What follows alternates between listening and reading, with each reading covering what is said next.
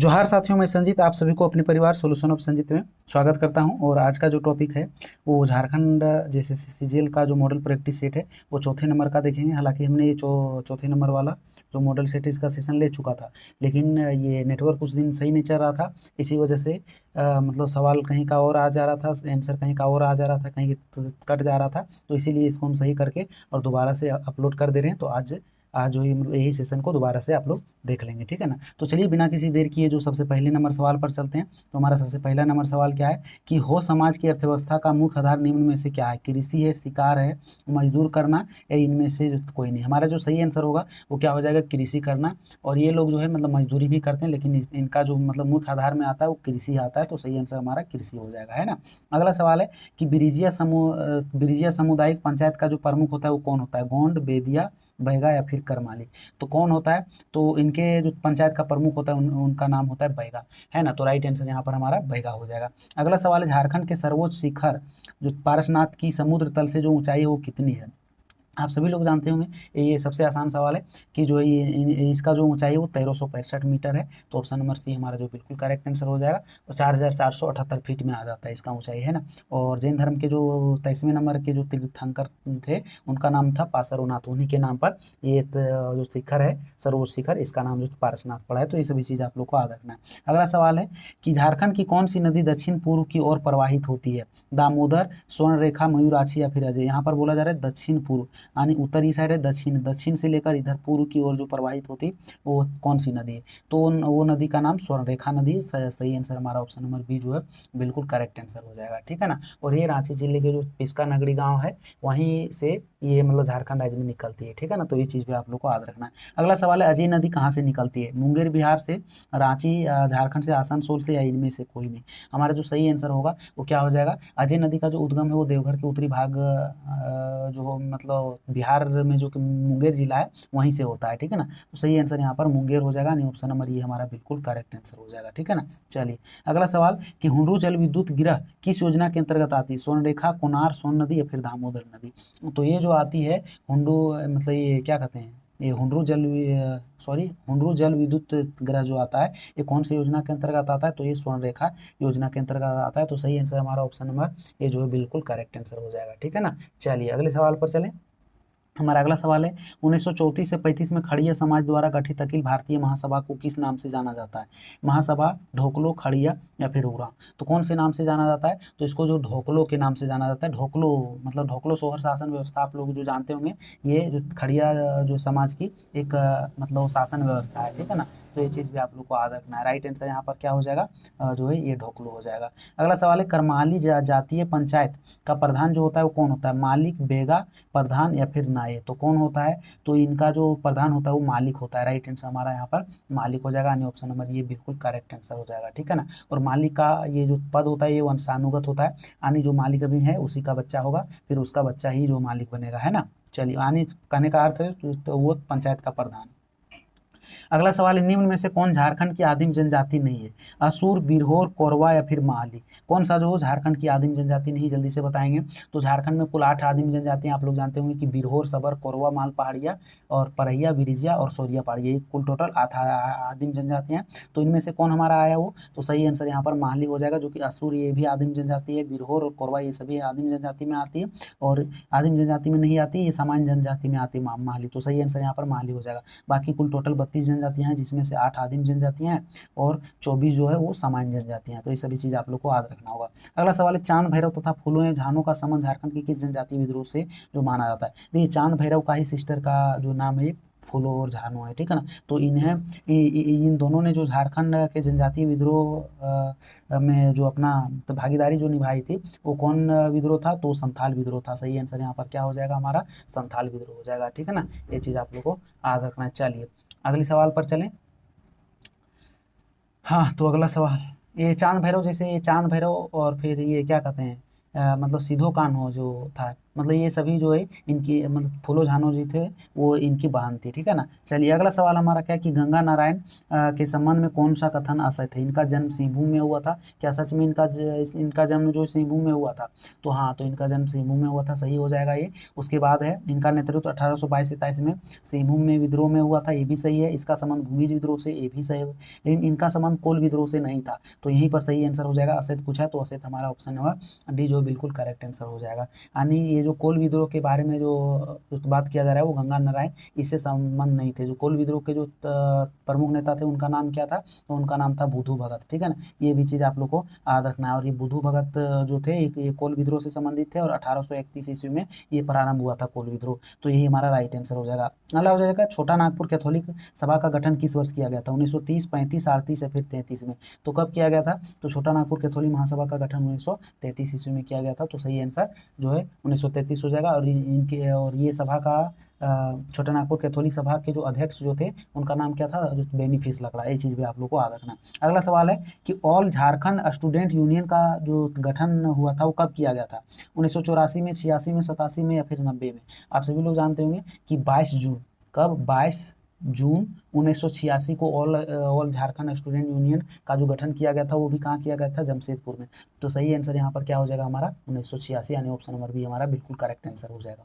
अगला सवाल है कि निम्न में से कौन एक हिंसात्मक आंदोलन था? खरवार, भूमिज, उलगुनान या फिर हूल? तो ये हिंसात्मक जो आंदोलन था भाई वो हमारा खरवार आंदोलन ही था, ठीक है ना। ये चीज़ भी आप लोग को याद रखना है। और ये अंग्रेजी सत्ता के खिलाफ जैसे 1874 ईस्वी में जो भागीरथ मांझी के नेतृत्व में खरवार आंदोलन हुआ था, ठीक है ना। ये चीज़ भी आप लोग को याद रखना। चलिए अगला सवाल हमारा क्या है? अगला सवाल है शब्द की व्युत्पत्ति की दृष्टि से सदान शब्द किस भाषा से संबंधित है? कोठा से, हो से, मुंडारी से या नागपुरी से? सही आंसर जो होगा वो हमारा क्या हो जाएगा? ये सदान शब्द जो है मतलब सदान का संबंध जो है वो नागपुरी भाषा से, तो सही आंसर हमारा नागपुरी हो जाएगा। अगला सवाल है कि निम्न में से कौन झारखंड के जनजातियों का मुख्य पर्व नहीं है? सरहुल, कर्मा, सोहरा या फिर छठ? यहाँ पर मुख्य पर्व की बात किया जा रहा है कि कौन नहीं है, तो मुख्य सरहुल भी है, कर्मा भी है, सोहरा, ये तीनों हमारे झारखंड राज्य की जो कि मुख्य पर्व है। लेकिन छठ जो मुख्य पर्व एक प्रकार से नहीं कर सकते, हालांकि झारखंड में भी मनाया जाता है, लेकिन ये जो है छठ पर्व जो है वो बिहार के मैदानी इलाकों में जो गैर जनजाति हिंदू जो होते हैं उन सभी के द्वारा मनाया जाता है, तो सही आंसर यहाँ पर छठ हो जाएगा। अगला सवाल है खड़िया जनजाति में सर्वाधिक प्रचलित विवाह जो है वो कौन सा है? आलोएदाय, किरिंग बापला, आदि विवाह या इनमें से कोई नहीं? आप सभी लोग जानते होंगे ये सभी जनजाति के बारे में कौन सा विवाह होता है, क्या चीज़ होता है, नहीं होता है, वो जनजाति के बारे में सारा टॉपिक के बारे में क्लास ले लिए हैं। ये क्या कहते हैं प्ले लिस्ट में हमने प्ले लिस्ट बना दिया कि झारखंड की 32 जनजातियों के नाम से, तो आप सभी लोग जाकर वहाँ पर देख सकते हैं झारखंड की जो कुल टोटल 32 जनजाति के बारे में वीडियो अपलोड कर दिए। तो इस सवाल का सही आंसर जो हो जाएगा खड़िया जनजाति में जो सर्वाधिक प्रचलित विवाह है वो ओलोयदाय है, तो ऑप्शन नंबर ये हमारा जो है बिल्कुल करेक्ट आंसर हो जाएगा, ठीक है ना। और इसको असल विवाह भी कहा जाता है, अगर ओलोयदाय की जगह पर असल विवाह रहे तो ये भी हमारा सही हो जाएगा, ठीक है ना, ये भी ध्यान रखना। अगला झारखंड में जो है राज्यसभा या लोकसभा सीटों की संख्या जो कितनी है? 6 एवं 14, 18, 25, 82 या 14 या फिर 6 एवं 18? जल्दी से बताएंगे, बहुत ही अच्छा सवाल है। तो लोकसभा के लिए जो 14 सीट है और राज्यसभा के लिए कुल टोटल 6 सीट है, तो सही आंसर यहाँ पर ऑप्शन नंबर ये हमारा बिल्कुल करेक्ट आंसर हो जाएगा, ठीक है ना। चलिए अगले सवाल पर चलें। तो हमारा अगला सवाल क्या है कि झारखंड में मुद्रास्फीति की राशि राष्ट्रीय औसत की तुलना में जो है वो क्या है? बहुत अधिक है, लगभग समान है या फिर कम है या इनमें से कोई नहीं? तो राष्ट्रीय औसत की जो तुलना में हमारे झारखंड राज्य की जो मुद्रास्फीति की जो राशि है वो क्या है? लगभग समान है, ठीक है ना, यानी मेंटेन में ही रखा है, तो ये चीज़ भी आप लोग को याद रखना। राइट आंसर लगभग समान हो जाएगा। अगला सवाल है किस वैष्णव संत ने 16वीं सदी के आरंभ में पंच परगना क्षेत्र में कुछ दिनों तक रुककर जनजातियों के बीच अपने मत का प्रचार किया था? संत शंकरदेव, चेतन महाप्रभु, संत रामदास या उपयुक्त सभी? और जैसे ही उपरोक्त सभी वाला सवाल आता है तो आप सभी लोग वही वाला राइट आंसर करते हैं, और मुझे उम्मीद है कि आप सभी लोग यही वाला राइट आंसर किए होंगे, लेकिन यही नहीं होगा। चेतन महाप्रभु जो थे वो 16वीं सदी के आरंभ में पंच परगना क्षेत्र में आए थे, ठीक है ना। और ये जो संत चेतन महाप्रभु जो थे ये मतलब झारखंड में जनजातियों के बीच अपना जो कि वैष्णव मत का प्रचार किए थे, तो ये भी याद रखना है कि क्या चीज़ का प्रचार किए थे? तो वैष्णव मत का, तो right answer option number B Chetan Mahaprabhu हो जाएगा। अगला सवाल जो है वो हमारा कहाँ है? नेक्स्ट पेज में तिमंडा पर्व का संबंध किस देवता से? महादेव से, विष्णु से, कृष्ण से या फिर ब्रह्मा से? मांडा का जो पर्व होता है एक्चुअली ये जो है मतलब कि वैशाख महीने के शुक्ल पक्ष में जो ये मतलब मनाया जाता है, ठीक है ना। और इसकी पूजा जो है मतलब कि महादेव की मंडा में ही होती है, तो राइट आंसर महादेव हो जाएगा, शिव के लिए ये पूजा होता है। तो ऑप्शन नंबर बी हमारा बिल्कुल करेक्ट आंसर हो जाएगा। चलिए अगला सवाल हमारा क्या है कि माजवान जो है वो क्या है, संथालों का सुबह का नाश्ता, रात का भोजन, या संथालों का दोपहर का भोजन, या उपरोक्त सभी। तो माजवान जो होगा वो एक चीज होगा, तो माजवान जो है वो संथालों के दोपहर का भोजन है, तो सही आंसर हमारा दोपहर का भोजन हो जाएगा। चलिए अगले सवाल पर चले, तो झारखंड राज्य में स्थित किस किले को राज्य सरकार द्वारा पुलिस प्रशिक्षण केंद्र के रूप में परिणत कर दिया गया? नवरत्नगढ़ का किला, तेलियागढ़ का किला, पदमा का किला, या फिर पालकोट का किला। तो हमारा यहाँ पर जो सही आंसर होगा वो क्या हो जाएगा, ये पदमा का किला। और पदमा के किला के आसपास एक कुआं था, एक दो दिन पहले, एक दो दिन पहले नहीं, कल ही शायद ये घटना हुआ था।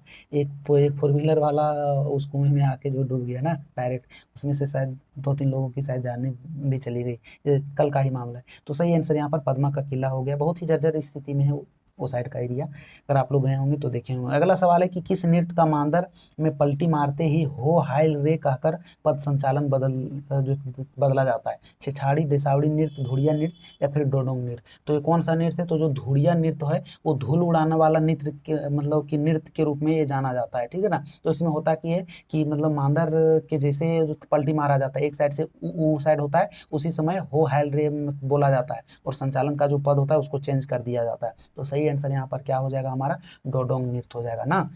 चलिए अगले सवाल पर चलें कि कौन सा वाद्य यंत्र जो है वो सारंगी के समान है? बनम, ढाक, ढोल, या फिर इनमें से कोई। सारंगी आप लोग देखे होंगे कि इस प्रकार से रहता होगा, सारंगी वाला आप लोग देखे होंगे जो आकर बजाता है जोगी बाबा। तो ये जो सारंगी के जो समान होता है वो कौन सा, ठीक इस प्रकार से होता है। ढोल तो होगा नहीं, ये तो बजाने वाला है। ढाक होगा? जी नहीं, ढाक भी नहीं होगा, है ना। हमारा जो सही आंसर होगा वो क्या हो जाएगा, बनम। बनम जो इसी प्रकार से होता है, एक जो धुन निकालने वाला ये यंत्र होता है। तो सही आंसर बनम हो जाएगा। अगला सवाल है कि किसने नागपुरी भाषा को भोजपुरी की उपबोली के अंतर्गत रखा है? E.H. ह्यूटली, या फिर कंचन प्रजाति, जॉर्ज ग्रियर्सन, या फिर धनीराम। कौन सा हमारा सही आंसर हो जाएगा? सही आंसर जॉर्ज ग्रियर्सन हो जाएगा। इन्हीं के द्वारा नागपुरी भाषा को भोजपुरी भाषा के उपबोली के अंतर्गत रखा गया है, ठीक है ना। चलिए अगला सवाल है, आदिवासी पत्रिका का प्रकाशन जो हुआ था वो कब हुआ था? 1945, 47, 1965, या 1952 में? कब हुआ था जल्दी से बताएंगे आप सभी लोग। हमारा जो सही आंसर हो जाएगा वो 3 जनवरी। कब?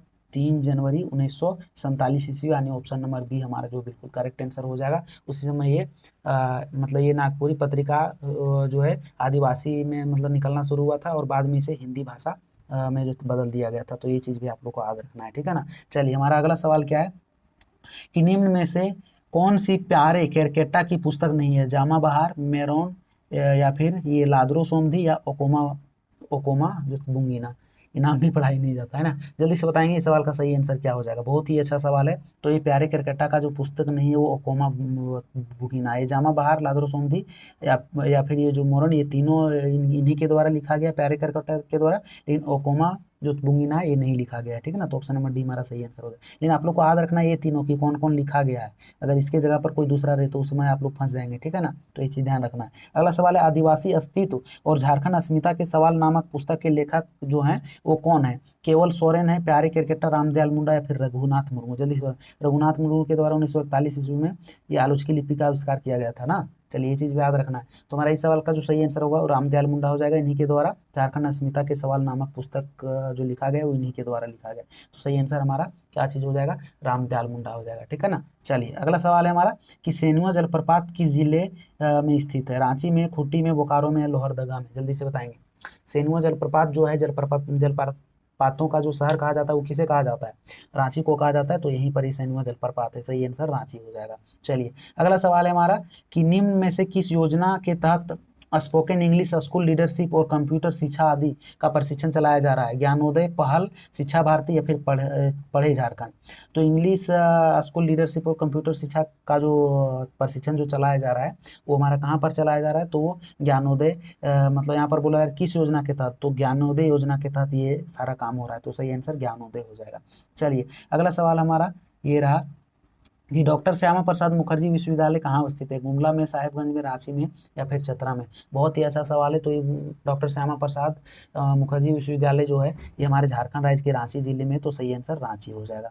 अगला सवाल है कि बोरोलियम का मुख्य उत्पादक जिला वो कौन है, कोडरमा, गिरिडीह, हजारीबाग, धनबाद, साहेबगंज, गोड्डा या फिर देवघर, दुमका। एक तो आप लोग जानते होंगे, अगर एक नहीं जानते होंगे तो इस प्रकार से भी आप लोग सही आंसर कर सकते हैं। तो ये जो बोरोलियम का जो मुख्य उत्पादक जिला है वो कोडरमा और गिरिडीह आता है, ठीक है ना। तो आप लोग कोडरमा जानते होंगे, तो यहाँ पर कोडरमा यहीं पर है, एक ही में। तो आप लोग यहाँ पर गिरिडीह नहीं जानते होंगे, तो इस प्रकार से भी राइट आंसर कर सकते हैं, लेकिन एक आप लोग को याद रखना होगा ना। चलिए अगला सवाल है, निम्न में से कहाँ Sai special area games centre की स्थापना हुई, बोकारो में, रांची में, धनबाद में या फिर जमशेदपुर में।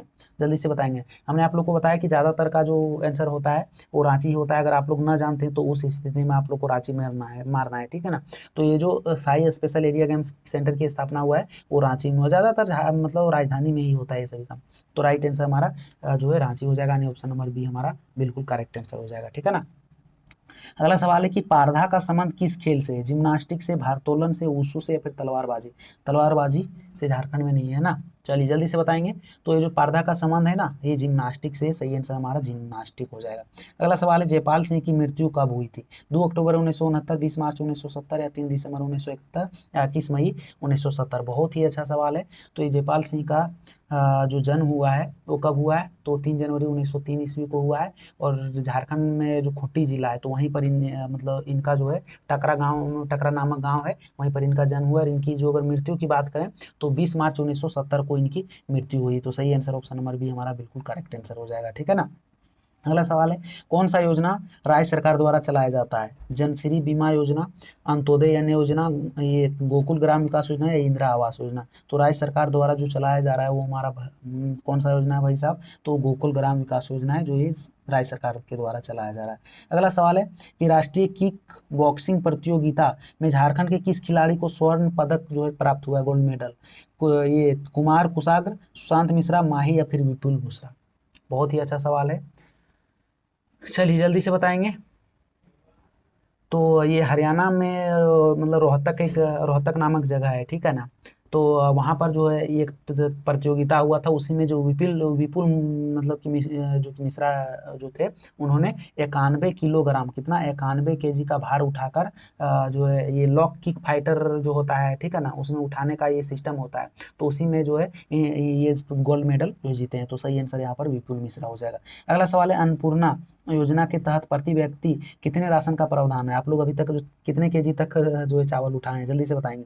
7 और 12 तो उठाए नहीं होंगे, जो उठाएंगे 5 या फिर 10। तो जल्दी से बताएंगे सही आंसर क्या हो जाएगा, ठीक है ना। और ये अन्नपूर्णा योजना जो होता है वो 60 से जो अधिक उम्र वाले जो होते हैं, और प्लस में बीपीएल परिवार में भी जो होते हैं, तो उनको जो है मतलब 10 किलोग्राम प्रति माह का जो है इसके तहत राशन मिलता है। तो सही आंसर हमारा 10 किलोग्राम हो जाएगा, ठीक है ना। चलिए अगला सवाल क्या है, और जो बीपीएल वाले होते हैं उनको शायद 5 केजी मिलता है ना, क्योंकि हमारे गाँव वाले भी उठाते हैं और हमारे घर वाले भी उठाते हैं ना। चलिए अगला सवाल है कि बिरसा जैविक उद्यान की स्थापना किस वर्ष हुई है, 1990 में, 93 में, 95 में और 1994 में। सबसे आसान सवाल है और अंतिम सवाल है आज के इस सेशन का, जल्दी से बताएंगे। तो बिरसा जैविक उद्यान की जो स्थापना हुई है भाई साहब, ये 1994 में हुआ है। आप सभी लोग जानते होंगे, राइट आंसर हमारा 1994 हो जाएगा। और ये जो है कहाँ पर, और मांझी प्रखंड में है, जहाँ पर चकला जो नामक स्थान है, क्या चीज़, चकला नामक स्थान है। तो वहीं पर ये 1994 ईस्वी में इसकी स्थापना हुई है। तो सही आंसर हमारा 1994 हो जाएगा। तो चलिए आज के लिए बस इतना ही, और उम्मीद करता हूँ अगर ये वीडियो आप लोग को जो पसंद आया होगा तो वीडियो को लाइक कीजिएगा। चैनल पर नए हैं तो चैनल को जरूर से जरूर सब्सक्राइब कर लीजिएगा, और इन सभी मॉडल सेट का पीडीएफ चाहते हैं तो हमारे टेलीग्राम चैनल में जरूर से जरूर जुड़ें। और अगर पीडीएफ लेना है तो दिए गए व्हाट्सअप नंबर पर भी जो कॉन्टैक्ट कर सकते हैं, ठीक है ना। तो चलिए आज के लिए बस इतना ही। उम्मीद करता हूँ कि आप लोग अच्छे तरीके से तैयारी कर रहे होंगे और आगे से अपना ख्याल रखेंगे और अच्छे तरीके से तैयारी करेंगे। तब तक के लिए टाटा बाय बाय, जय हिंद, वंदे मातरम।